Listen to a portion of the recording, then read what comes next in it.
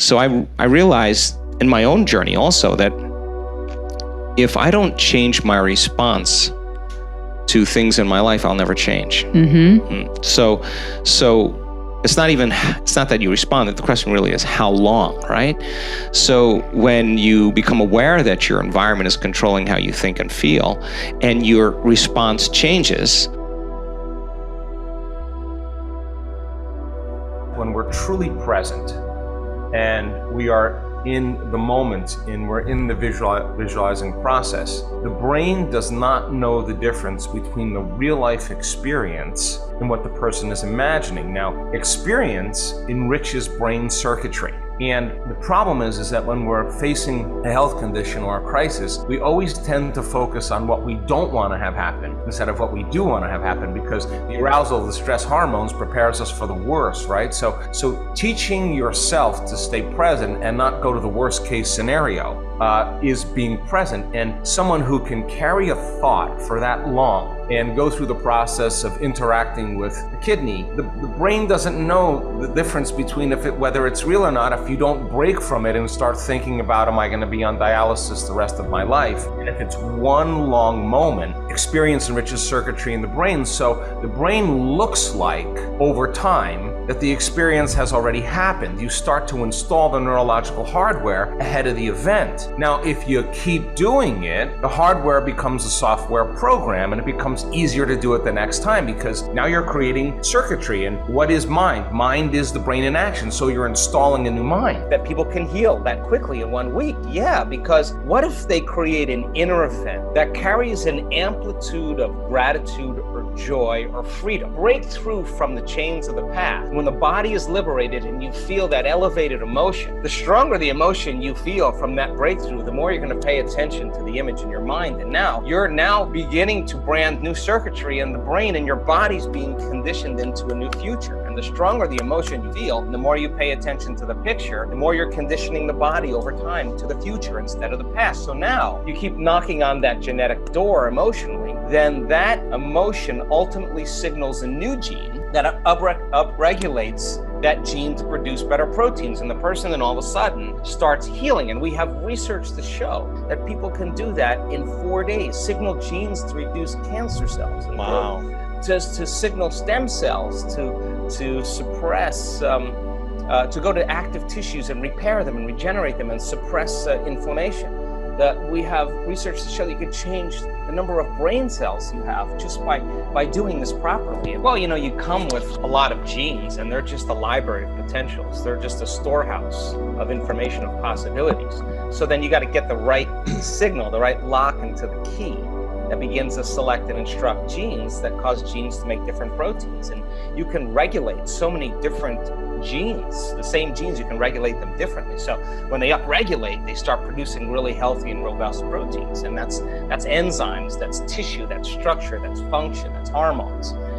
It's immunoglobulins. When they downregulate because of some alarm, when there's not a lot of energy for long-term building projects, well, then you keep doing that, then the body starts producing cheaper proteins. It's a different signal. It's not a time for growth. So if you had experience of trauma, say, for example, and it's created the feeling of fear, and your fear is that it could happen again, and you don't know this, but every time you think about that future, that possible worst case scenario, and you feel the emotion, you're conditioning your body to become the mind subconsciously of anxiety. So now, all you need now is some cue in your outer environment that says it's unsafe, that there's damage there, that you're a victim, something's bigger than you that could have an effect on you. Well, now that feeling of fear is going to cause you to think thoughts equal to it. We do a lot of studies on brain coherence and heart coherence. And let's talk about what it's not, okay? I mean, so when there's an emergency, or when we're aroused by some threat or some condition in our life, or we can't predict an outcome, we can't control an outcome, we have the perception that something in our world could possibly get worse, we switch on that primitive nervous system, right? That fight or flight nervous system, and now the game is fight, run, or hide. The problem is with human beings, when we're at it, we feel like a loss of control. Our brain all of a sudden tries to control everything in our life. So every person, Every object, everything, every place, every experience that you've ever had is mapped in your neocortex. So the arousal of the stress hormones drives the brain into a very high brainwave state called high beta. But then as you shift your attention from one meeting, to another text, to another person, to another thing, to another place you have to go, every one of those different elements has a neurological network in the brain. So like a lightning storm in the clouds, the brain starts firing out of order. It starts firing incoherently. And when the brain is incoherent, we're incoherent. And so think about when you're stressed. The most common thing that people do is they over-focus. They narrow their focus on whatever it is that's driving them to pay attention to it. Yeah. And so then the act of paying attention to the problem is actually driving the brain further out of balance.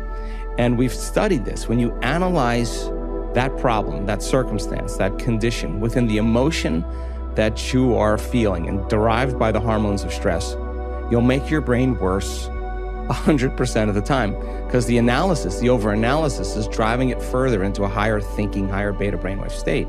So this kind of narrow focus is what causes the brain to be a house divided against itself. So we thought, well, why don't we do the opposite? Why, instead of narrowing our focus on the cause, something physical, something material, because the hormones of stress actually heighten the senses and cause us to become materialists. So matter is the issue when there's survival. It's whatever's around the corner. It's whatever's going to happen. So we said, okay, let's teach people something else. Let's teach them how to broaden their focus. Mm-hmm. And as they broaden their focus and take their attention off of everything material and everything known and focus on space, focus on nothing, the act of doing that actually starts slowing down the analytical mind. You can't analyze when you're sensing.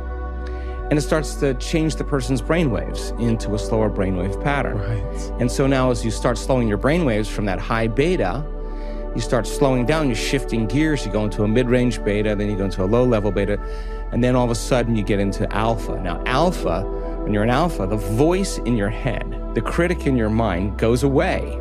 That voice that's talking to you stops, and the brain tends to see in images, pictures. That's the imaginary state, that's the creative state. And in alpha, when you're out of survival, you're looking for answers, you're creative, you're looking for new ways of doing things. So when they broaden their focus, not only do they move into alpha, but all of a sudden we start seeing those different compartments of the brain that were once subdivided. Yeah. All of a sudden starting to unify. Different communities of neurons that were fragmented start to synchronize. So the person then no longer needs the environment to feel that fear. They just have the thought about that condition now. And now they're literally knocking their brain and body out of balance by thought alone. And the body's constantly living in emergency mode. And it takes a lot of energy, a lot of resources to live in emergency mode all the time. And guess what system becomes compromised by it? Immune system. Your immune system. Why? Because you have two protection systems. You got a system that protects you from dangers in your outer world. That's the gas pedal. That's the sympathetic nervous system. That's the fight or flight nervous system. Danger, threat out there. Use all the energy because you gotta survive it. And when you survive, you gotta take care of your body. So now that system can work really well short term. It doesn't work really well if you keep it on all the time. Because if you're mobilizing all that energy for some threat in your outer world, there's no energy in your inner world for growth and repair. There's no energy for long-term building projects. And energy leaves the brain and it leaves the heart and it moves into these lower centers because now you're tapping the body's resources because there is an emergency. But whether the emergency is real or imagined, whether your anger is valid or justified or not, you're tapping the body's very energy to heal by doing this. And the immune system says, well, we're part of really the other nervous system. We're the brake, we're the clutch. We need to get into relaxation. We need to get back into balance again. And when we do, then we'll metabolize, then we'll assimilate, we'll reproduce, we'll excrete properly. So now you got this kind of battle between the gas pedal and the brake, and the immune system says, hey, listen, if there's foreign agents, if there's viruses, bacteria, molds, funguses, listen, we don't have a whole lot of energy here to deal with them because we're fighting this war out there. There's no homeland security. So they shut down certain receptors in the immune system. They shut down function of those lymphocytes, those white blood cells that are your inner army of protection. And it takes a lot of energy to fight a virus and a bacteria, but if there's no energy, hey, listen, it takes energy to raise the body's temperature. Where do you think that comes from? That's part of that branch called the autonomic nervous system.